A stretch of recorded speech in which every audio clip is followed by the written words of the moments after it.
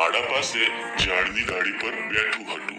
ત્યાં એણે જોયું તો એક કીડી પાણીના વહેણમાં તણાઈ રહી હતી અને તરત જ એ ઝાડ પરથી એક પાંદડું તોડીને કીડી પાસે પહોંચી જાય છે અને કીડીની નજીક જઈને મૂકી દે છે. કીડી તો એ પાંદડા પર ચડી જાય છે. પાંદડું તણાતું કિનારે પહોંચી જાય છે અને કીડી એ પાંદડા પરથી ઉતરી જાય છે.